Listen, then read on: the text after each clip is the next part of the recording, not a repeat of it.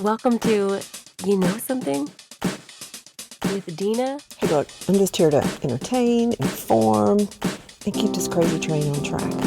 and Tia. Me, I'm like your live wire that is liable to like go shalom. They're like your cool aunts. Exactly. You're exactly right. Fun. I can't believe you even brought that up. That is so fun. Informative. It's impossible to dust potpourris. You can't. Sometimes serious. Dena, sweet child. I am almost stunned. I mean, I'm being really serious. But most of the time, not so much. A caca. I mean, your caca and your caca. No.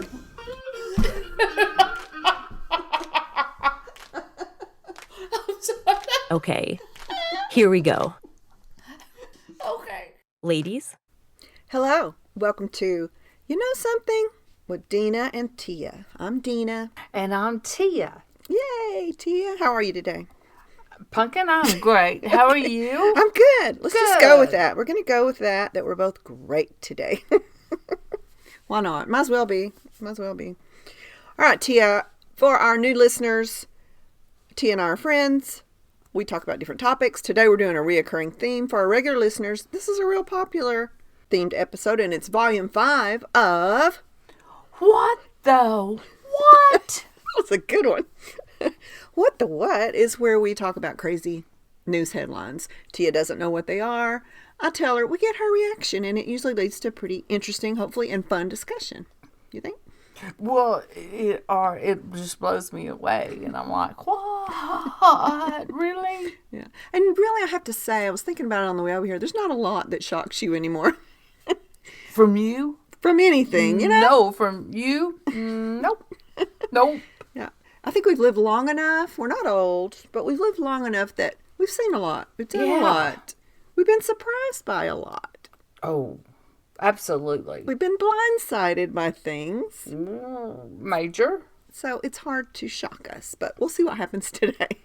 Okay, All I right. can't wait. Okay. And today we're going to travel through time. We're going on a time machine Oh boy. to the past, back to the present, and even into the future. So everybody buckle up.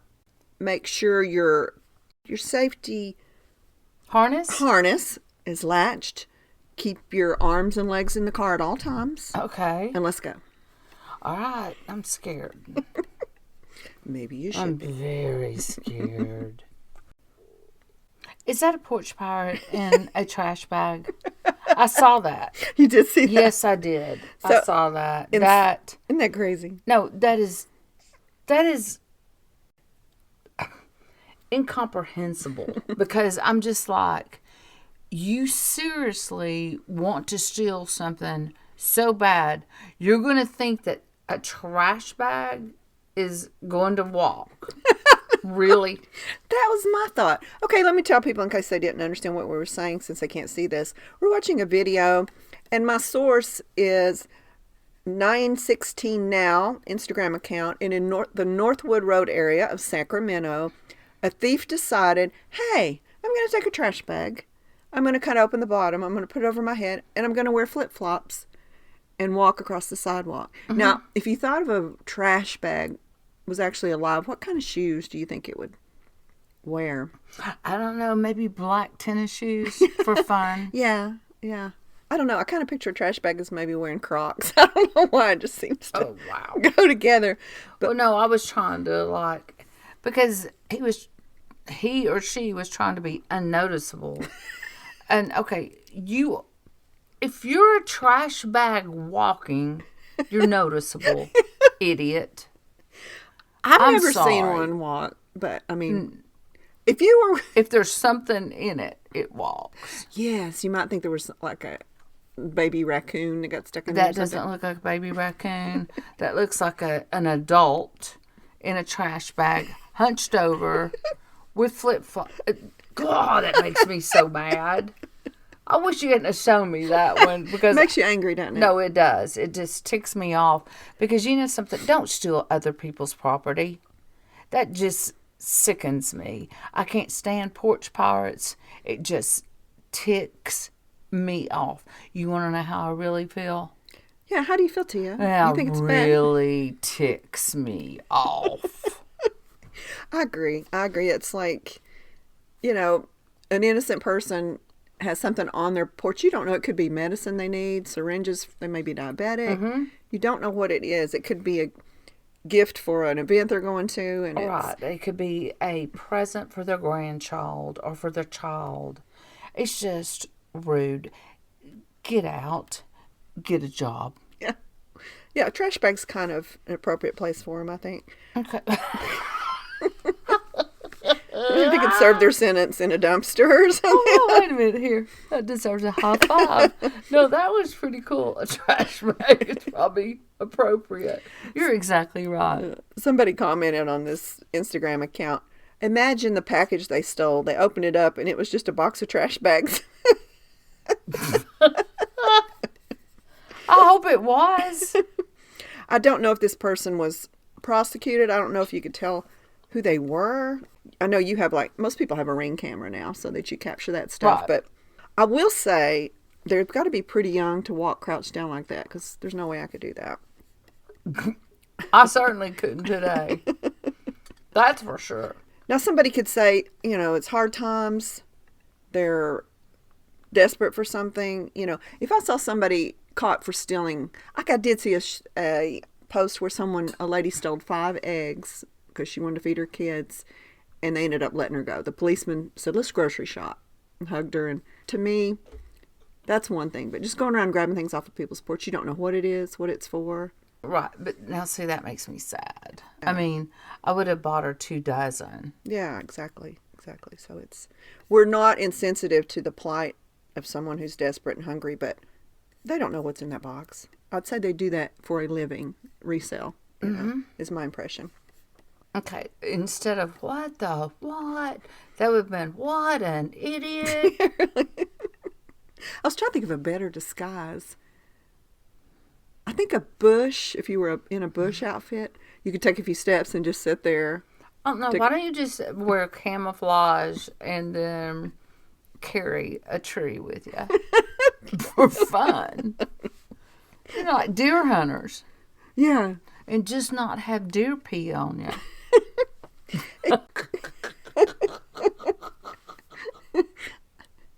You could paint yourself like a brick or something and just A scoot along the brick. wall A of the brick. house. I'm a brick. It kind of reminds me of somebody one time I worked with. Oh, wow. It started raining. We were in the office. It started raining. I probably told you this story before, but it's just one of those kind of gully washer. Is that the expression? Just the rain started pouring down, and they were talking to me about, we were doing something at a desk, and he said, I left my sunroof open in my car. I said, oh my gosh, you better run out there. And he said, wait a minute, I don't get my hair wet. So he went and got a trash bag out of the supply closet and cut the bottom out and put it over his head. And he said, cut me some armholes so I can open my car door. No, Yeah. So he put his arms through there. He said, I need a little hole to look out. Well, he looked like Gumby by the time I finished. And I just started dying laughing. I said, you could have gone out there 5 times and shut that. I know, and his car wouldn't be flooded. Exactly. Again, little one, that's a story only Dena could tell. That would know somebody that said, oh, cut me armholes and cut the bottom off of it. And then is letting his car flood the entire time. I would have... Put it over your head. No, wait a minute. Okay. I would have gone out there knowing I would come back to work looking like I did after the cruise when I had the gully washer monsoon A little drowned with rat. hairspray. Oh, it is ugly. But I would have done that. Yeah, to just save your car interior. Yeah. Yeah. It was funny. I said, you could have taken each end of that trash bag and held it over your head like an umbrella. For fun. And then he kind of looked at me like, that would have been better, wouldn't it? Anyway, okay. Wow. Porch pirates, we do not approve. All right, now we're going to travel into the future. Okay. Oh, no, where was that? That was Present? the present. Oh, okay. Unfortunately, that is our present right Okay. now. All right, Tia. We're traveling into the future. Mm-hmm. NASA is sending a, quote, message in a bottle to possible alien life hiding on Jupiter's moon, Europa. Mm-hmm. Now, we've had an episode about the moon. I know it's one of your favorites. And What? Did you say it was one of my favorites? yeah, I was being sarcastic. Okay, that was very sarcastic. Jupiter has 5 moons, if I recall, from our episode. So you learned that. According to the New York Post, NASA is launching a message in a bottle to Jupiter later this year, so that's the future, as part of its quest to find alien life on the gas giant's moon. The agency Europa Clipper spacecraft will blast off toward Jupiter's moon, Europa, from the Florida's Kennedy Space Station this October, dispatching a steady stream into the ether of 2.6 million sound waves, rather than a note in a bottle, of humankind saying their own names. It will take Europa Clipper nearly 6 years. Okay. So it's going to take 6 years to make the 0.6 billion mile journey to Jupiter's moon, with an estimated arrival time of April 2030. The spacecraft will orbit Jupiter and make 49 close flybys of Europa, the moon, which shows strong evidence beneath its icy crust of global ocean, over twice the volume of all of Earth's oceans combined, that there could possibly be life there. Now, what do you think about that? I think it's a waste of money. I think it's a waste of time. But doesn't it make you wonder why they are going to so much trouble and money to do that? You feel like they know something they're not telling us? No, because they don't know anything. Because I'm just telling you, because exactly what I said in the moon episode. You know, God's not going to let anybody find anything that he doesn't want you to find. Period. He's in control. They're wasting a lot of money, a lot of time for nothing. That's just my opinion. And everybody has one. So I'm just wondering why they chose, and is this really what it says on the recording, just people saying their names? What does that accomplish by saying names like that? I wonder if they're really sending a message they think we can't handle, or is a future plan. My conspiracy mind starts to turn. But I know, because you have a conspiracy mind. I don't. Yeah, I think I do. Because I don't. I just think that all is crock. I'm sorry, I do. I just think it's a waste of time, waste of money. Not because you don't think life exists, but you think we're No, not I don't meant think to. life. I think maybe life does exist, but God is not gonna let us find it. Interesting. Because you think if we can't get along with each other here on Earth, we couldn't possibly get along with Well, good Lord, Jupiterians or whatever they'd be called. No. Europeans. Interesting.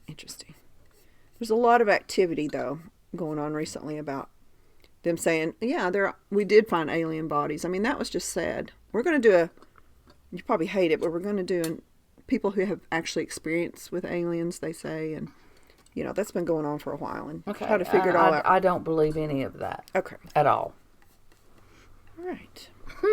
I respect your opinion. I just think it's very interesting that our country is spending so much money to do something 6 years in the future, go travel 0.6 billion miles, to tell a bunch of people's names. And whose names were they? Did they ask you to say your name?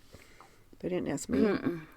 I guess we're not important enough. Well, I don't think they want to know my name. We're traveling back Okay. in our little, what kind of car did Back to the Future use? Okay. DeLorean. Yeah. DeLorean. So we're getting back in the DeLorean.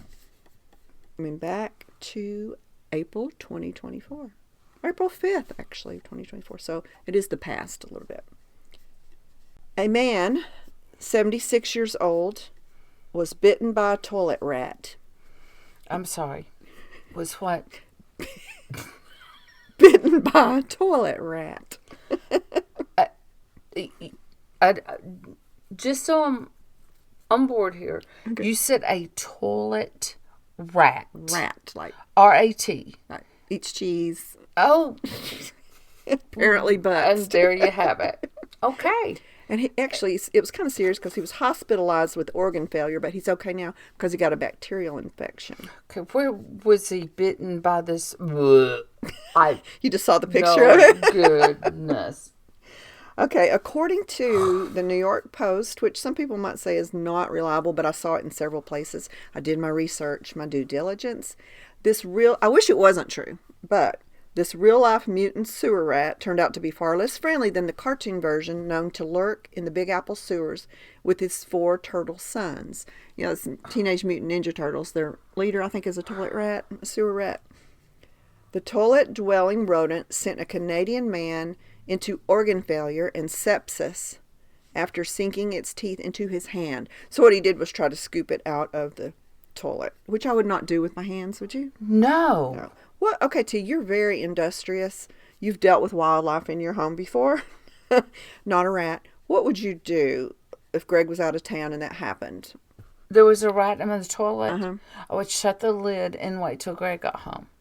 No matter how long it took. Would you like duct tape the lid down? Yes. Yeah. And maybe flush it? Would you try flushing it? Or would that back it up, you think? I don't know. I don't know. Maybe I would just call wildlife or something. Resources. But I would duct tape it shut. Can you imagine him pushing on it and it was going dum dum dum dum? Oh, quit it. Yeah. Now, you know something? Now I will. I've never, ever turned the lights on at night when I've got up to use the potty. Because you don't want to wake up real big. Yeah, and so Now you're going now to have to. I'm going to have to turn on, or I'll take my cell phone with the flashlight in there going, if there's something in here that's going to bite me when I sit down. Well, Tia, it happens. Snakes can get in your I toilets. know, but I wish you'd never show me that. I once stayed at a home in the woods, like a guest house, and the person that let me stay there said, now I'm warning you, there's scorpions in the mountains. And if you stay here long enough, you're going to get bit by a scorpion. And I think I've told this story too, but for new listeners, I got up in the middle of the night to go to the bathroom. The moonlight was shining through the window. There was no curtains on the window. It was kind of like a high attic bathroom. And the moonlight was shone in, but I can't see very well, without my glasses. So I sat down to pee, and when I turned around, and yes, I turned around and looked before I flushed. I don't know about you, but I do.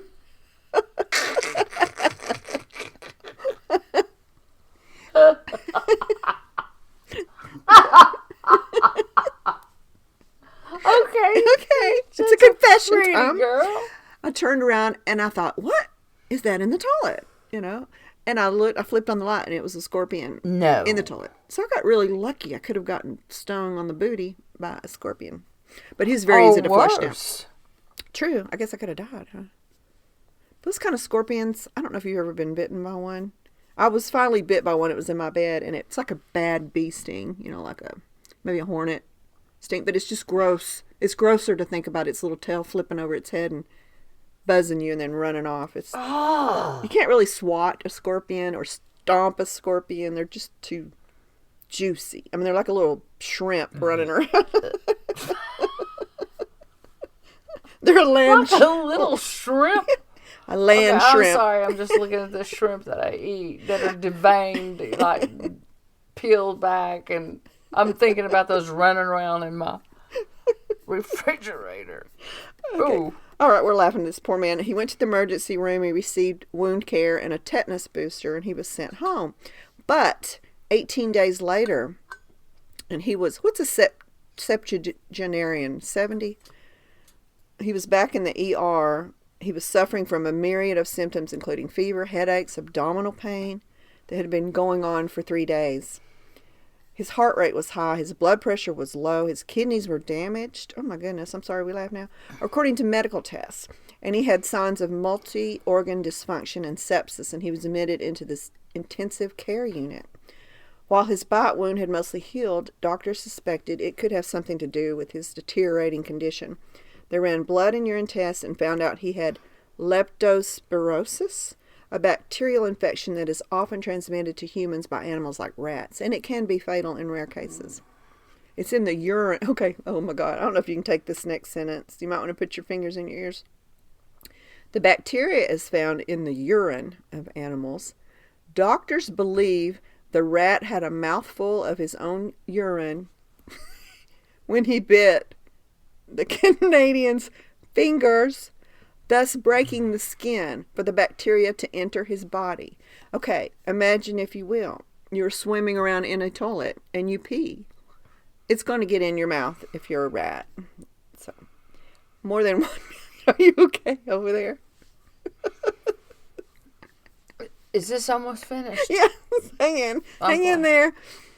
Oh, more than 1 million cases of leptospirosis are reported worldwide each year. Nearly 60,000 of those end in death. Mortality rates from the bacterial infection have been reported to be between 5 and 15%. Now, this happened in Canada, so maybe we're safe. In the case of the Canadian man, he was given treatment, antibiotics and steroids, and he was finally released from the ICU 3 days later. So, yay, he's okay. But what a harrowing... Hallelujah. Praise God for that. Now, do you think wouldn't you look now, from now on, if that was you, before you sat down on the toilet? I just told you that now you're never going to let me use the potty like I've normally used at night. Thank you very much. I don't know. Every time we do a podcast, it's just more yumness that I find with you. Thank you, darling. You're welcome. I mean, you learned something, right? Oh, Turn around, some look in the things toilet. I don't really. Turn around. Bride, look in the toilet. Turn around. Sepsis is not any kind of sepsis is ungood. Yeah, it can you know, really our spread. friend, hers was because of a ruptured appendix, Right. appendicitis. Yes. But that spreads quick. I mean, he is very lucky, as was she. Yes. There's not a lot of people that survive sepsis of any type. Yeah. So that is awesome. Yeah. It's just that You've got to move fast, and it can affect different parts of your body. Exactly. You know? Scary, scary. Wow. I'm so glad he went back to the hospital. But... Me too. Okay. All right, Tia, this is kind of interesting. It's not gross unless you think feet are gross. Wait a minute. Are we going to... This is the present. Okay. So we got back in our Tesla. We were back in April 5th. So we just took a little short ride into the We got back in our past. Tesla? Is that what No, it's not a Tesla, is it? What? DeLorean. Oh, okay. Got in our DeLorean, and we rode back about a week. Then I said, let's get back in and go to the future. No, let's go to the present. This is kind of a timeless story. Uh-huh. Just a little interesting thing. Did you know that based on your toes, you can tell what the original roots of your family history is? Now, I'm looking at a diagram, and Tia's looking at it now. So, everyone who's listening, I want you to take your shoes off. We'll give you a minute to take your shoes off. They can't take their shoes off if they're driving. Oh, true. Unless they've got sandals and they can just kind of glimpse down. No, don't even do that. Pull over. We'll wait. Pull over. Take your shoe off. Now, Tia, are your feet always springtime ready? Absolutely not.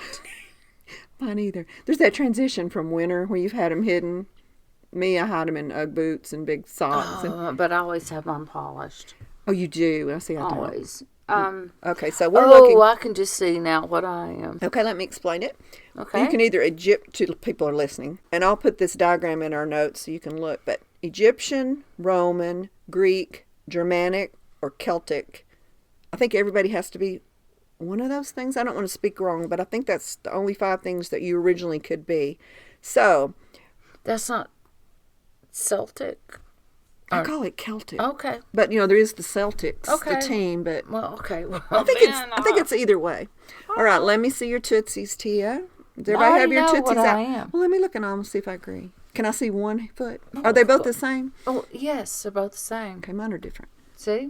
Okay. Tia's middle. Okay, she's got a slope. I thought everybody had a slope, like stair-step toes, but they don't. Some people's toes are even across. Right. Some people's are all like janky, up and down, up and down, up and down. I don't mean janky in a bad way. And Tia has a stair step, but her That'd be your birdie toe, wouldn't it? Your middle toe that you flip a bird with. And you actually are flipping a permanent bird with your foot. Don't say that. Let's not say flip a bird. You know what you could do? What if little chicklins are listening? That's true. Birds, I mean, you don't want to flip a bird because you could hurt the bird. The toe beside your big toe. That's what it is. Yeah. And you could actually stick your foot out the window if you ever want. Oh, wow. And you won't let it go. Or even if I said little chicklins might be listening. Well, you children, you do not want to flip a bird because you could No, hurt. you You don't could have hurt the to. birdie. You could hurt the bird. I'm trying to fix it. Oh, okay. Be kind to birds. Okay. So, Tia, that makes you, her little second toe is higher than the rest. So, what does that make you, Tia? Greek. Greek. Did you know that already? That your family No. comes from Greece? Okay. Look at mine. What are But you? see, Miss Toe has got a bunion. But I think I have the same situation going on. Or now, see that my big toe looks shorter because it's turned sideways. But I Let me think get my you're more like this. which one?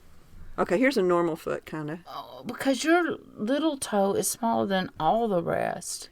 Well, of course. Well, That's no, why but it's it's called like, the little toe. No, it's like small. It doesn't even. It's like way down past that fourth one. You know, my You little toe. are eclectic. Oh, Eclectic. Celtic.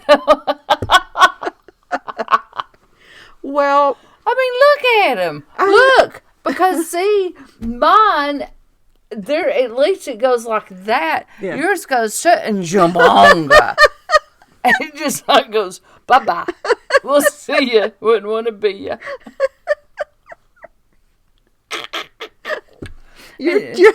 And you're not hurting birds at all because your second toe next to your big toe is not as high as mine. No. But that little toe of yours is like, it's just like, bye-bye.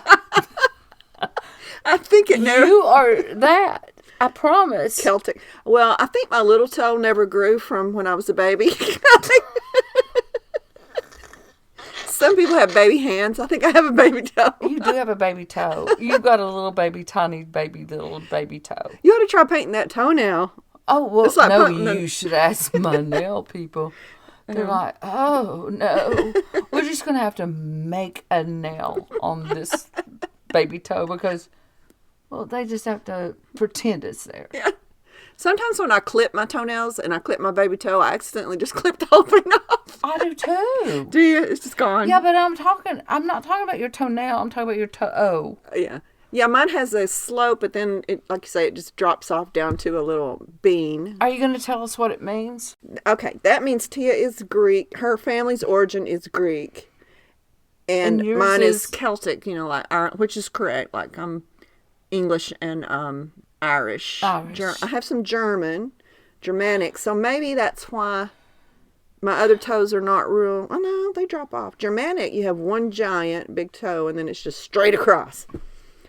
I think that mole needs to be looked at. That's on my foot. I've never noticed that before. That's a pretty big mole. I think I need to see a dermatologist. All right.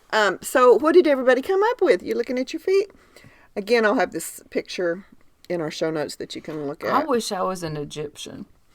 That would be cool, wouldn't it? Yeah. And it's a pretty foot. It is a beautiful foot. You can make money off of that Egyptian. on Wiki Feet. They could be feet models. Yeah. Yeah, that's nice. That's nice. The Egyptian's perfect stair step. Roman is the first three toes are even. Your big toe is even in length with your. Wow. Yeah, and then it drops off to the ring toe, I guess. And the pinky toe is slightly shorter, not like mine. Greek is Tia, and it's the big toe. Then the middle toe is taller. It's like a little A-frame house. Yeah. And then it slopes down evenly. Germanic, big toe straight across. And Celtic it's just kind of a janky mess. No, it's not. It goes up and down and up and down. Well, But my pinky toe does not go with it that. doesn't rise. Yeah. Maybe we could just do a... Doesn't rise. If you just use some self-rising flour. My little toe would have grown. It would. It didn't have enough yeast. And Your Toes Can Tell Your Roots is from an Instagram account. I can't say the name of it today. It's interesting as the F word is what it's called. Okay, and that was interesting as the F word. That's what the site's called? Yeah, that's what they're... Don't ever get on that again. All right, Ever. I'm sorry. But it was interesting. It was very interesting. I'm not real sure now. I agree with them. Uh-oh. Well, uh-oh. Now what are we going to do with it? All right. So, Tia, Oh, okay. you and I have never given birth, but I've heard it hurts. I've heard it's pretty rough. And so someone was trying to solve that problem back in 1965. Mm-hmm. And they said, what if we came up with a piece of equipment that would just deliver your baby for you? Sounds kind of interesting, like a good idea. But this is what it is. An apparatus for facilitating the birth of a child by centrifugal force. And this is from dublin.sciencegallery.com. In 1965, George and Charlotte Blonsky, a married couple living in New York City, were granted a patent for an apparatus facilitating the birth of a child by centrifugal force. When a woman is ready to deliver her child, she lies on her back on a circular table. She's strapped down. Don't like that. The table is then rotated at a high speed. The baby comes flying out. This is intended to assist the under-equipped woman, by creating a gentle, evenly distributed, proper directed, precision-controlled force that acts in unison, which supplements her own efforts. Though meticulously and lovingly engineered with safety features to protect both mother and child, the device never made it to general use. Can you imagine that? What are your first... Few people other than the Blonskys perceived the need for it. Their method stands rather outside most birthing traditions. Their mechanism is expensive and complex. Also, the tiny net designed to catch the child could be inadequate. That would be so terrible. Catch the baby! The Blonskys, though childless, love children. Wonder why. Maybe they'd been testing that machine out. No. God said, nope. Yeah. Their idea was conceived during a visit to the Bronx Zoo.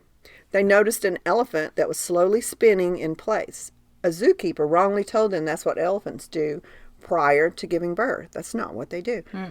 The Blonskys were posthumously awarded an IG Nobel Prize for their invention in 1999. What does that mean? And the invention inspired an opera called The Blonsky Device that premiered in 2013. Okay, that said wrongly. Yeah, elephants. You know, my dog spins around like that before it poops, not before it would be giving birth. So that's probably what the elephant is doing. So you can see that contraption there, Tia. I will post a picture of that also in our... Okay, and if I were you all, I probably wouldn't look at it. Because it's like, I would just say no. Just say no. There are so many things that come to mind. No. I'm still trying to decide why they got a Nobel Prize. Maybe an IG Nobel Prize is like a joke, maybe? I'll try to look that up. Okay, here we go. Mark Abrams is the founder and master of ceremonies of the IG Nobel Prize ceremony, honoring achievements that make people laugh. Okay, and think. Hey, that's what we do. The prizes are handed out by genuine Nobel laureates at a gala ceremony held in autumn at Harvard. Now, Tia, we could win that. We do things to make people laugh and think. Could we be Nobel Prize winners? I mean, seriously. Let's not invent that. Okay, it's already been invented. Well, let's not even try to invent anything that might be like it. My question is, did they experiment? Did they strap somebody down and spin? Okay. Please, if they did, that was so wrong. And that was when we went back to the past to 1965. All right. Where are we going now, you ask? I did. We are going... I didn't ask it, I thought it. Okay, Tia, let's get in. Hold on. Okay. We're going to 1930, I believe. Yes. Oh, my. So we went from 1965 back to 1930. Those were my greatest years. Your 30s or 1930s? 1930. Okay. You look great. Thanks. In 1930, The 22 million pound Indiana Bell telephone building was rotated 90 degrees. And you say, well, okay, I've seen buildings, houses moved, all that. But they just decided to let everybody stay in there working while they did it. No, they didn't. Oh, yes, they did. And a fun fact is the building's architect was Kurt Vonnegut Sr., who is the father of the author Kurt Vonnegut. You can look him up. Indiana Bell wanted the building demolished to make room for a larger headquarter building, but Vonnegut's idea was to move the building slightly, turn it a little bit to get it out of the way for the other building. Between October 12th and November 14th, 1930, the 8-story, 11,000-ton Indiana Bell building was shifted 52 feet south along Meridian Street and rotated 90 degrees to face New York Street. Workmen used a concrete mat cushion by Oregon fir timbers, hydraulic jacks, and rollers as the mass moved off of one roller and then to the next one and to the next one. Every 6 strokes of the jack would shift the building 3/8 of an inch, moving it at 15 inches per hour. Gas, electric, heat, water, and sewage were maintained to the building at all times. The 600 workers entered and left and traveled the structure using sheltered passageways that moved within the building. The employees never left the building. The telephone service never went out. The move took less than 30 days. It remains one of the largest buildings ever moved. Now, they couldn't move it because it would cut off massive phone service, and they'd have to reset up another. Now, what are your thoughts? See your mind turning over there. That is 1,000%. What the what? Yay, I did it. I got you No, to say that it. is literally what the what? You know, if you think about it moving that slow, you might not even perceive it while you're in there. You know, it's like slowly. But wouldn't you be a little nervous? Okay, well, no, I would have had to call in sick that day. Well, it actually took 30 days. Our building while we're still in it? I don't think so. You would have taken off that month. I'm going to be sick that month. Yeah. I'm having my baby In by my centrifugal force. Well, that's quick, though. You know, it was built in 1907, and I kind of feel like buildings were built, in a way, buildings were built more sturdy in the past, and then yet some of them were, I think some of them are safer now because of earthquakes. So let me see if I can find a picture of it. I saw it earlier. It's brick, well made. You think about houses built in the 30s. I used to live in a house built in the 30s, and it was just solid and warm, well insulated, just so it was small, but the quality was just, and the detail was really good. I'll post a picture of it. So it was very innovative of them, I think. Extremely. People whose minds can think like that, like engineers, you know, where I just throw up my hands and say, There's there's no way. They should have won a Nobel Prize. Shouldn't they have? Well, of course. Instead of Yes, they should have. instead of spinning a baby out of your uterus? I mean, come on. John, please. Okay. All right, Tia, this is our final story. This has gone by so fast. It's been fun. This is very appropriate to us, and if you'll listen to us later on Giggles and Gratitude this Sunday, we'll be talking about our marathon, our half marathon. Okay, I'm going to show you a picture, Tia, for our final story. This is, yeah. And we're going back to the past. We're going way back in the Wayback Machine. Way back. Those are 70s shorts. Actually, 1912. Okay, well, see, they still had them in the 70s. Yeah, I was going to say fashion comes back around, you know. Boy, did it. Okay, Shizo Kanakuri. He's Japanese. If I pronounced that wrong, I'm so sorry. The man who took 54 years to finish a marathon. I'm sorry. 54 years. No, wait a minute. We could beat him. No. No, wait. No, are you saying... No. I've got to really understand this. It took him 54 years Yes. to finish a 26.2 mile. Well, let's dive in and find out how that happened. You want to? Shizo was not a slow runner, although it sure seems like he was. In fact, he reportedly set the world record by completing a 40-kilometer marathon in 2 hours, 32 minutes, and 45 seconds. And Tia looked it up, and how long it's 40 kilometers? 24.8 1.8555 miles. Okay, 2 hours, 32 minutes, and 45 seconds. At that time was a world record. Now, that was at a domestic event that qualified him to represent Japan in the 1912 Stockholm Olympics. You said 2 hours. I thought it said it took him 54 years. Yeah, we're going to find out. Oh, there's more to the story. There's more to the story. Wow. So he made it into the Olympics. That's cool. He's representing the whole country of Japan. He broke a world record. But on race day, he could barely compete. For some reason, he was off that day. We don't know about that, do we? I do.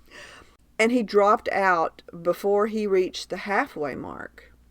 He was embarrassed at his failure. Now, I feel like I don't want to stereotype, but I feel like people in Japan are very, take a lot of pride in what they do. Mm-hmm. And they do feel shame when they don't do a good job. I mean, and there's something called carry, where they actually sometimes themselves when they mess up on something. I didn't want to use the word, but did you just say that? I just cut my guts out with a sword. So he was embarrassed, and he never showed up. He just disappeared and never showed up. He was the one of only 2 Japanese athletes to compete in the Stockholm Olympics. Sports were not highly valued in Japan at the time. The government did not cover athletes' travel costs. As a result, Kanekuri's fellow college students organized a nationwide fundraiser, raising 1,500 yen, while Kanekuri's oldest brother contributed 300 yen. The trip to Sweden took 18 days, first by ship and then by Trans-Siberian Railway. At stations, whenever the train stopped, Kanekuri would jump off for a quick workout before hurriedly reboarding. The difficult journey had taken its toll, and when he finally arrived in Sweden, he discovered, oh my gosh, we can so identify. He discovered that the local cuisine did not agree with his stomach. Oh my word. So identify. To make matters worse, Kanekuri's coach, say that 3 times, was confined to a bed due to tuberculosis, which prevented him from giving the 2 athletes, including Kanekuri, enough pre-race training. On the day of the race, the heat was scorching. Of the 68 participants, only 34 would reach the finish line. Wow. That's half, exactly half. Wow. One Portuguese runner was hospitalized and died the next day. Oh, no. Yeah. Kanekuri had only flimsy street shoes to run in. They were inadequate for the gravel course. This just gets worse and worse. It does. I'm so thankful that you're bringing this up. I know, and I hadn't read this. I didn't know. I just read the headline. About halfway into the race, suffering from the heat, he stopped at a house and asked the residents for a glass of water. The family fed him raspberry juice, fruits, cinnamon rolls, and gave him a couch to rest on. Kanekuri lied down, and against his better judgment, what did he do, Tia? He went to sleepy time? Okay, well, you have to finish in X amount of time unless they've changed rules since 1912. Yeah, but what if you were fed juice, fruit, and warm cinnamon rolls? What are you going to do? You're going to go to sleep. Well, I'm going to live with that family for the rest of my life. Is what I'm going to do. When he woke up, it was the next morning. Can you imagine? All these people in your town raised money for you. You had to travel by ship and by train. You're wearing raggedy shoes. You're running on gravel, and it's hot outside. And then you fall asleep on the couch. Well, I think that was the best thing he could have done. Yeah. I mean, otherwise he would have been like that other guy that would have died. Possibly. Kanekuri did not notify the race officials. He was too embarrassed. He quietly returned to Japan. His early departure was made fun of by the Swedes, who claimed that he had been running around the country for years, still searching for the finish line. Once back in his country, he renewed training, determined to uphold his name and his nation's honor. He shared his experiences with other young people and urged them to begin long-distance running.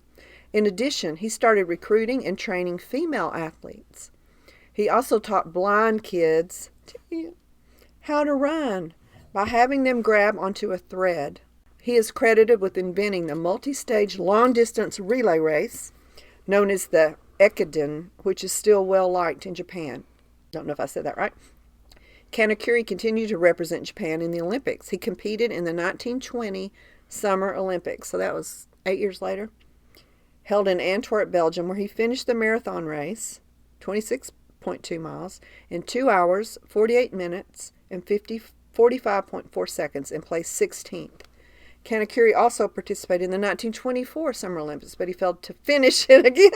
You know he went back to that house and got more cinnamon rolls. Oh, I would have. I'd have never left the house. Around the time of the 50th anniversary of the 1912 Games, the tale of his disappearance started to gain attention. More people became aware of the missing Japanese runner, and many who knew of the folk legend were surprised to learn that he was still alive and well in his home country. There Okay, he is. you need to post that picture. That right there just makes my heart just swell. Yeah, going across with the finish joy. line. Yeah. That's so sweet. And that was in 1967. So we've been traveling back and forth and back and forth. 1912. In 1967, Swedish officials invited him, it was 76 at the time, to return to Stockholm and finish the race that he started 54 years ago. Oh, They held a ceremony. What an awesome story. Isn't that cool? I love it. That's awesome. They held a ceremony, which was covered heavily in Swedish media. When he finally crossed the finish line, his time was 54 years, 8 months, 6 days, 5 hours, 32 minutes, and 20.3 seconds. Oh, wow. Yeah. And we can beat That was that. close to my time.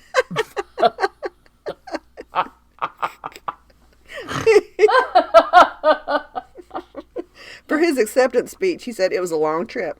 Along the way, I got married, had 6 children, and 10 grandchildren. And ate some cinnamon rolls. And took a nappy time. I mean, I love that story. I love that story. That story is just 1,000% complete inspirational.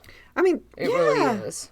I mean, think about it. He went from shame to, it made him start to train other people to try to make up for what he felt was his failure. I know, but I mean, not giggles and gratitude. Right. It's yikes, but God always has a plan. And the thing of it is had he finished that race and not stopped, then he might not have ever had the inspiration to train blind runners or to even finish what he had originally started. I just think that, to me, I love stories like that, Dena. Thank you. You're welcome. I mean, because that was so much more interesting than that rat biting that. You weren't inspired by that at all. I wasn't inspired by that at all. And now it's freaked me out. Now I'm never, ever going to go to the bathroom in the dark. Ever. I don't care where I am. Okay, and that story was from amusingplanet.com, and I love it. I love it. I think we should end on that note. And I think we should also say that this Sunday we will be reliving our half marathon experience.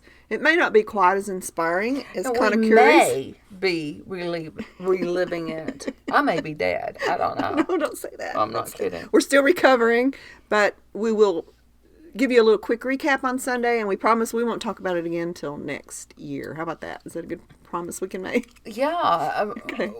Okay. If we do it next year. All right, we love you guys. We hope you learned a little, laughed a little, went, what a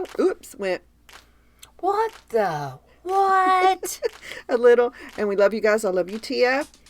And I love you, little Dena. Bye, guys. Bye-bye. We would love to hear from you.